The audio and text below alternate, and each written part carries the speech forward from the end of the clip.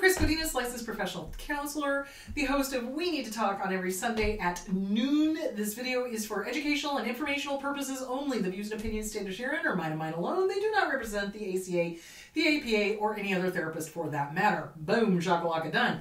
I'd like to thank my sponsor, BetterHelp, BetterHelp, BetterHelp.com/Chris Godinez.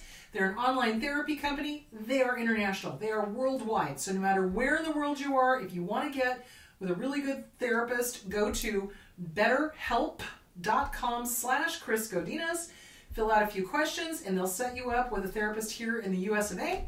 If you are here in the US of A and you don't like your therapist, again, go to BetterHelp.com/Chris Godinez. Fill out some questions. You will get with a licensed professional therapist in your state, master's level or PhD level. So if you're international, you guys will have to figure out the time differences with your therapist, but you'll figure it out. So it'll be good. So anyway, thank you, BetterHelp.com/Chris Godinez. Okay, so let's dive into some of the questions I've had over the last couple of weeks. Do narcissists always end up being malignant over time? Yes. Here's the thing.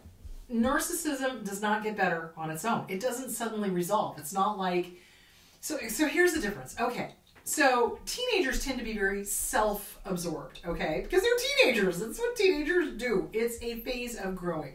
And they tend to grow out of it. They start recognizing, oh, the world isn't just about me. Things are bigger than me, okay. And they grow through that, okay? That's a growth development thing. Narcissists never grow out of it. It's like they literally, oh my gosh, I forgot to tell you guys this on Sunday. So we're in Fairbanks, right? And we're having dinner at one of the amazing restaurants. Can I say amazing food? Holy cow, I think I ate my way across that town. It was amazing. Anyway, we were at one of the restaurants and the waitress comes over and loudly announces that it is all about her and she's a narcissist. And my nephew looks at me, he just gave me this look, he's like, oh no, this person could not have said that to the worst person on the face of the planet. And I literally, like, I could feel myself like tensing up, like, okay, bring it, biatch, you know? So, I mean, she was fine. I don't even know if she really understood what the word narcissism means, but I suspect that when somebody, here's the thing, in my experience, when somebody walks up and says, it is all about me, I'm a narcissist, they're not kidding, guys. Believe them the first time. So I was like on guard the whole time we were around that waitress. And it was funny because my nephew was just kind of like, well, do they really do that? And I said, yeah, they do. They really, honest to God, walk into a room and announce it is all about them. They will announce that they are narcissists because they don't understand. They're too stupid to understand that being a narcissist is not a good thing. It's not a good thing. It's not a good thing. So they will say, yes, I am a narcissist and admit it proudly. And yeah, don't get me started. Anyway, how did I get onto that? Oh, no, so they don't get better. They get worse. I think I mentioned this on in Sunday's episode. They do get worse over time because there's nothing to stop them. Their egos are so huge. There is nothing there but ego. And so their life is spent, consumed by feeding the ego, feeding the ego, feeding the ego, feeding the ego. How can I get my next narcissistic supply? How can I get that next ego stroke? How can I get somebody to tell me I'm great? Because they're so empty on the inside. Okay, now that's not a let's feel sorry for them. It's a they could do something about it and they choose not to. So it's a choice. So I have zero sympathy for them. So yeah, they almost always end up being malignant. Not almost always, always. I've never seen one that didn't end up malignant. Eventually, they keep sliding down the line. They come, you know, they go from traits of, and then they start enjoying hurting people, and now you got yourself a dark triad. Psychopath, control freak, narcissist. They don't get better. They don't. They get worse. And their need for the ego feed gets huger. That's not even a word, but bigger, more ginormous. There's endless. They are the black hole of people. They really are. Because there is nothing on the face of this planet that is ever going to be enough, period. It's never going to be enough. You know, it's not like, you know, like healthy, normal people can be like, it's cool. I'm good. It's all good. Hang 10. It's all good. You know, and they're content. with a malignant narcissist, what is this word content you speak of? They seriously, there is no content.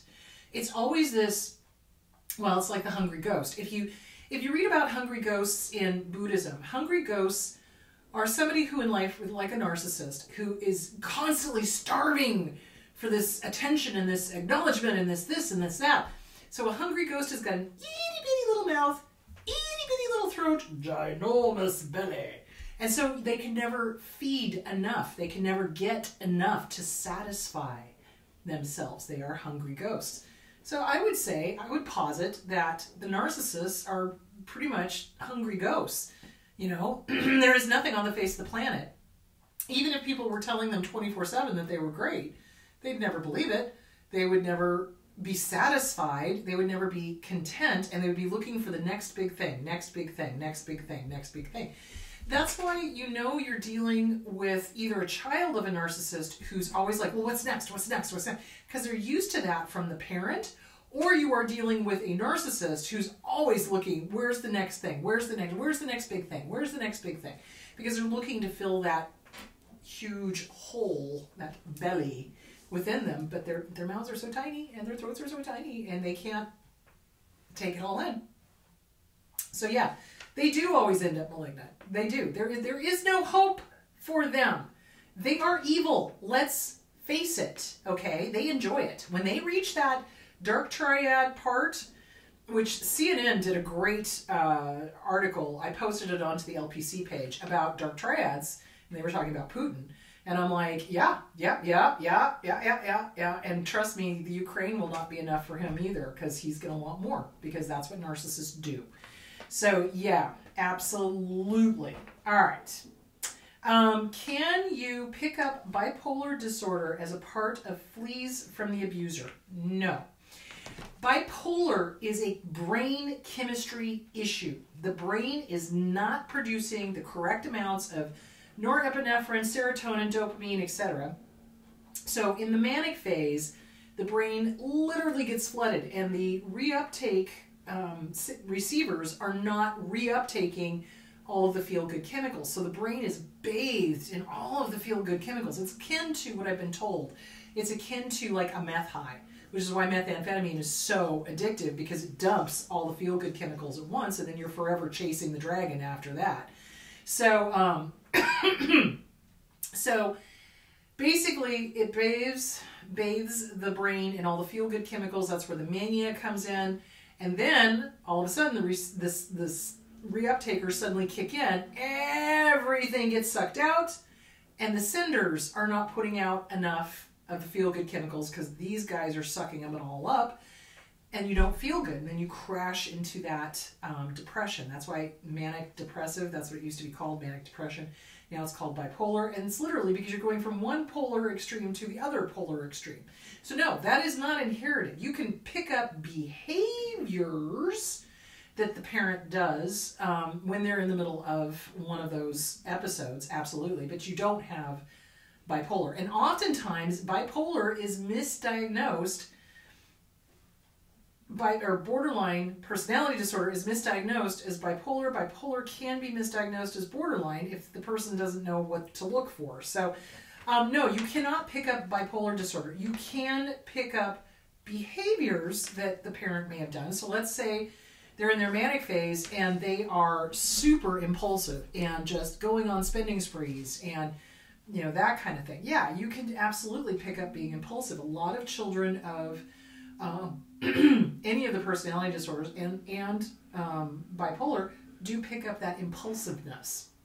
It's not really who they are, it's a learned behavior. So the difference is that if it's a brain chemistry issue, you can't learn it or unlearn it. That's a brain chemistry issue. It's got to be fixed with medicine, basically. If it's a behavior, it can be unlearned and it can be replaced with healthier behavior. So that's the difference. I hope that explains it. If it doesn't, you know, send me an IM on Facebook, because I will answer questions over there if you get confused. So, does BPD present differently in men versus women? Yeah, it can, but the thing that seems to be pretty consistent is the need for drama. So that's kind of across the board. So Yeah, it can present a little bit differently. There may not be so much of the histrionics, but then again, there may be, you know. So yeah, there's minor differences, that type of thing. But like I said, the main component is the fear of abandonment and the need for drama, the need for, you know, this weird kind of excitement from the chaos kind of thing, keeping their minds busy. They still have the word salad. They still have the bordering on the psychotic thinking. So they'll get very strange ideas, just like with anybody with borderline. So yeah, but they're minor differences, but not enough to really go into it. So yeah, there are some differences. All right, can you talk about maladaptive daydreaming? Boy, that's a question I get a lot. So maladaptive daydreaming is where you just go off into your head to escape.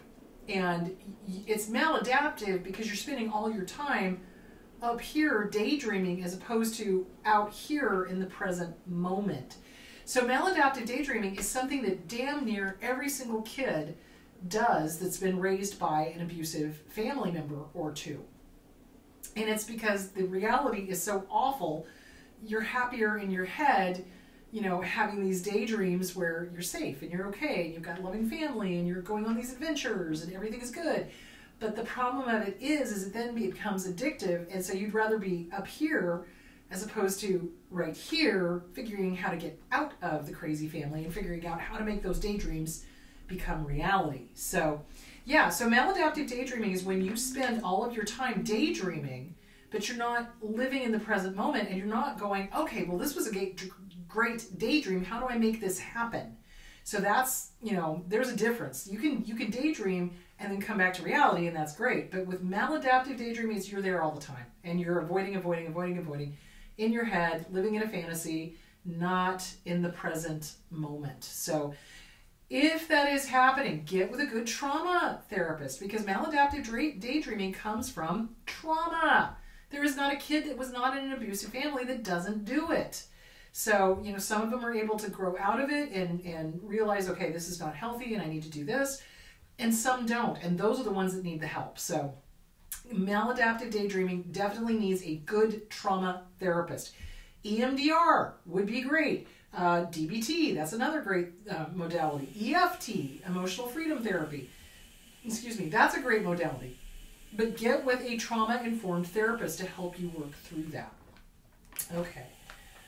Okay, how do you deal with an abusive parent when you cannot move out? Whew, that is a sticky wicket, because they're going to hold over your head your room, basically, your safety, your shelter. That's what they're going to do. So if you're in a situation which financially a lot of kids are finding themselves in, and when I say kids, I mean young adults, are finding themselves in, and they either have to move back into the parental house, or they are with the parents, or they can't get away for some reason. Maybe there's a disability involved. Maybe there's something going on. So it's walking that tightrope of drawing boundaries, but realizing they're going to use terror to keep you under their thumb. And I've seen some parents, this is what blows my mind. So the kid will be in their 20s, and financially, you know, in Phoenix, this is ridiculous. You can't even rent a house or an apartment for minimum wage. There's no way. You'd have to be working 3 or 4 jobs in order to afford an apartment here, which is stupid and it's criminal, because youngsters, youngins can't go start their life because they can't afford it. So they end up having to move in or back in with parents, and even though they're in their 20s, the parents are trying to give them curfews, you know, like they're teenagers. And it's like, and of course these abusive parents, you know, because a normal healthy parent would be like, you're an adult, I get it, you're just having some financial difficulties, you know, just be respectful of, you know, noise and things like that. But the abusive ones are like, you know, putting their thumb down, I'm fine, dry, you know, I'm gonna enforce all of these rules, you know, my house, my rules, blah, blah, blah, blah, blah. Now, I can understand that to a certain extent, like, no parties, guys, come on, you know, it's like, we work, you know, I can understand that. But trying to tell a kid that they can't go out past 9 a.m. or 9 p.m. when they're in their late 20s, you know, or trying to tell them that, you know, they can't bring home food because they have to eat what the parents provide. I'm like, if they're working a job, they have the right to go out if they want. Thank you. So, I mean, just weird stuff like that. So you draw boundaries as best you can and you plot to get out. That is the best thing you can do. And one way to do that, take advantage of the social services in your area. Get a social worker to help you. Find a place like the Fresh Start Women's Resource Center that's here in Phoenix, in Mesa. You know, find a place that can help you with housing, that can help you with a job, that can help you with a resume, that can help you legally. You know, they have a free legal clinic or a very low-cost legal clinic for like $15, I think it is. You can speak to a retired attorney, and that's invaluable for people that can't afford an attorney. So, and the thing that sucks is it's just for women. They don't have one for men. And I'm just like, guys get abused too. So anyway, so you try to draw boundaries the best you can.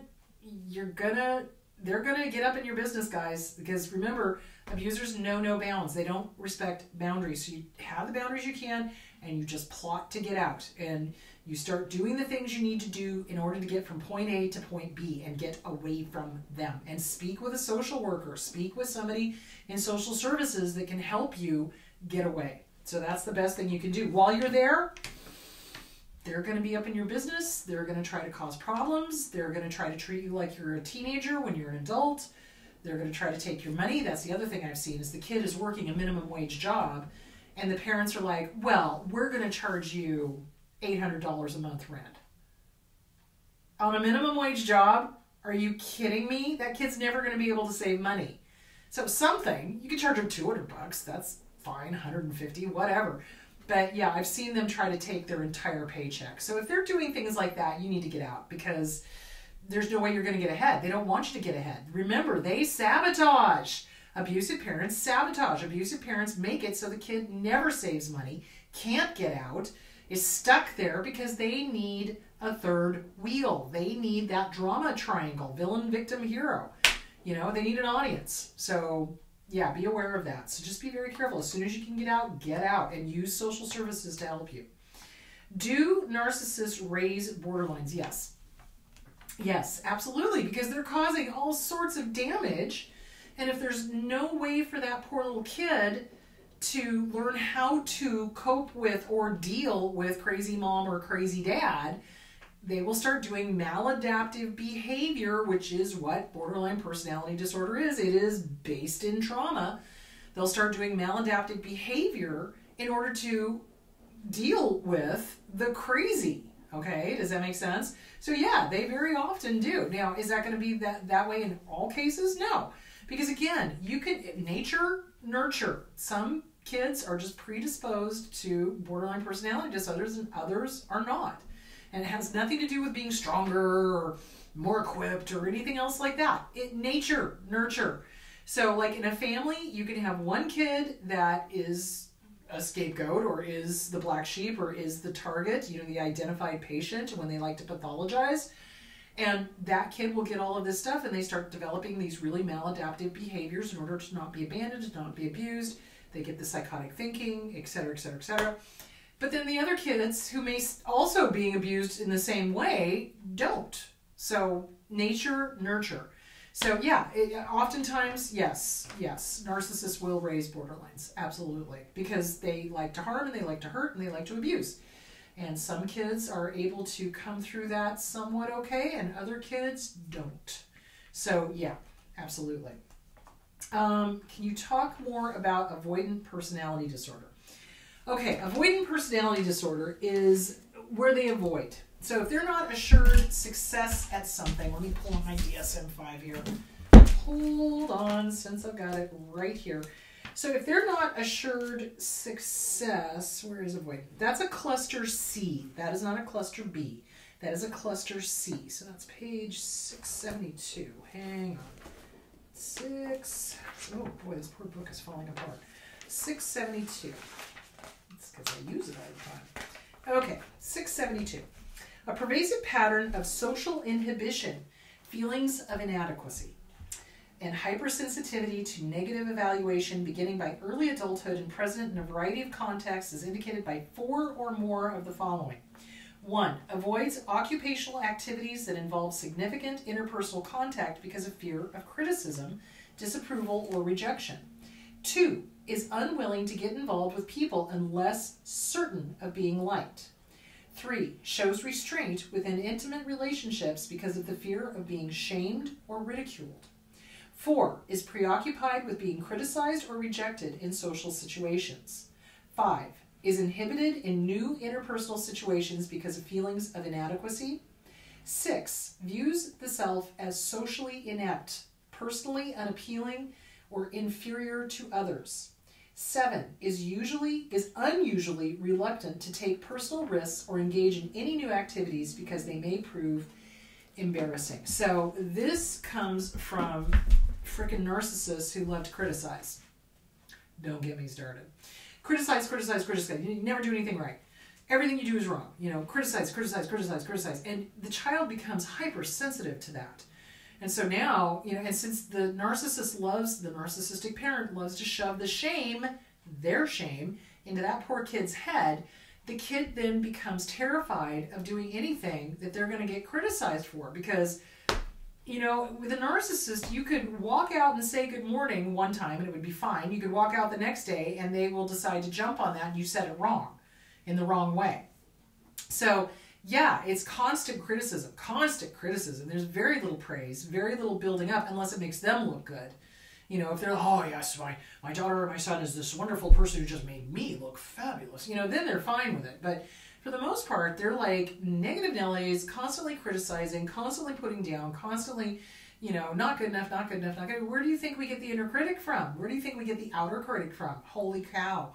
So yeah, it's negative, not good enough, not good enough, not good enough, not good enough. And so then we go, oh, okay, I don't want to be criticized. I don't want to be made fun of, because it's another thing those jackwagons do, is they make fun of their kids, which instills shame.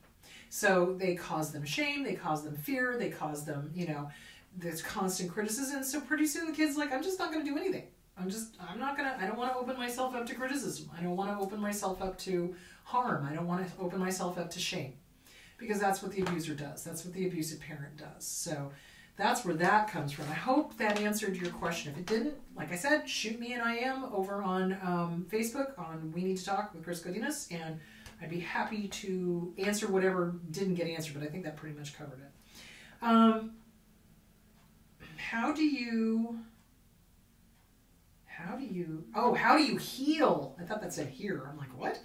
How do you heal when you still live with your abuser? It can be done, but it's got to be done very carefully, because you do not want them sabotaging it, and they will. So if you are still living with your abuser, if you're going to therapy, do not tell them.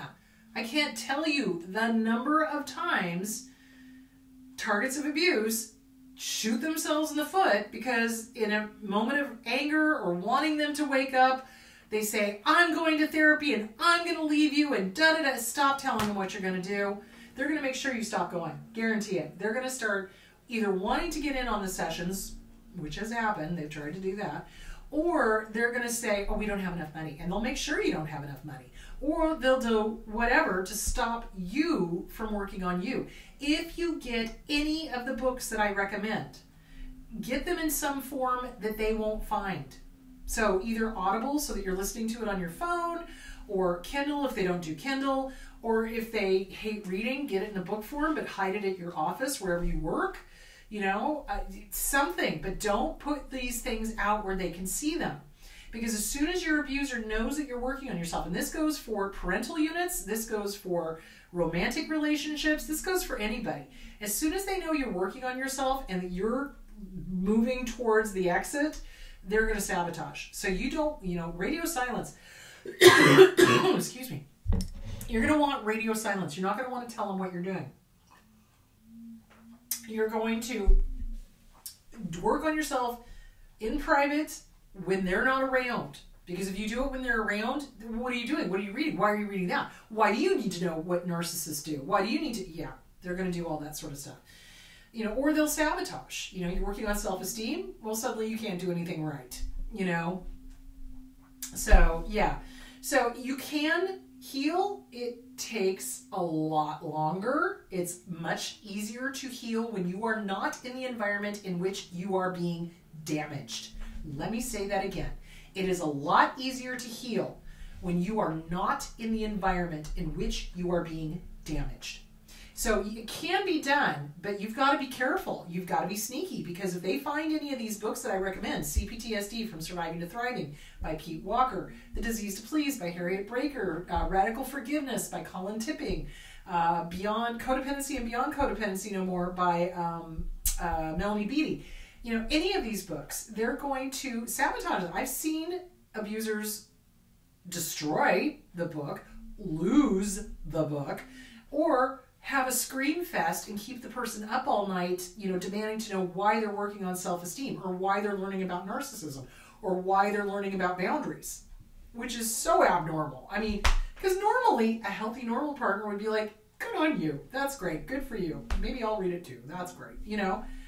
But geez Louise, no, these guys will sabotage. So you want to be very careful. It can be done, but it's got to be done quietly so that they're not aware of it.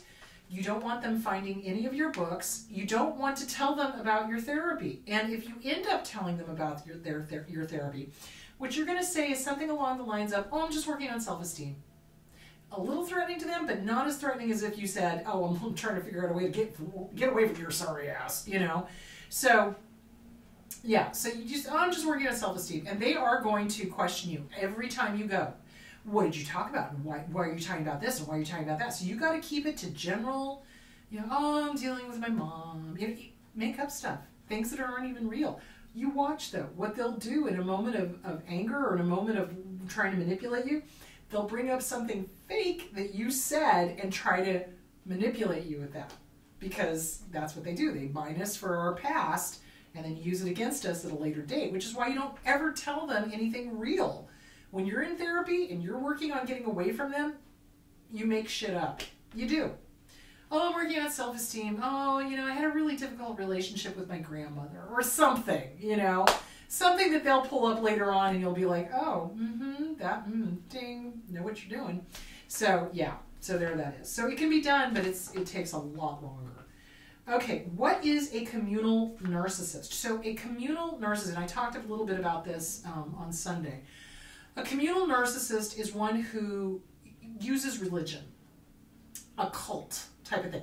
Jim Jones, okay, he was a communal narcissist because he used a whole religion to manipulate and control people. So communal narcissists tend to hide behind Jesus's robes, and they use the Bible as an excuse or a reason to abuse, or to make people toe the line, or to make people do their bidding or whatever. So communal narcissism meaning societal, so they'll use religion usually as a bully pulpit to make people jump, and when they say jump. So that's what a communal narcissist is. So there's overt, which is look at me, look at me, look at me. You know, like the waitress I was talking about. I'm a narcissist, it's all about me. That's overt, okay? Can't get much more overt than that. Then there is covert, which is the victim. They play the victim, the martyr. Oh, I do all of this for you. You don't do anything for me. Oh, look how put out I am. Blah, blah, blah, blah, blah, blah, blah. So that's covert. Communal is using religion or some sort of societal rule to make people toe the line. And then there's somatic, which is all about the appearance. All about the appearance. Has to be perfect. Has to be perfect. Body has to be perfect. Hair has to be perfect. Makeup has to be perfect. And this has to be perfect. That has to be perfect. So there is that. Okay, I think that is all the time I have today.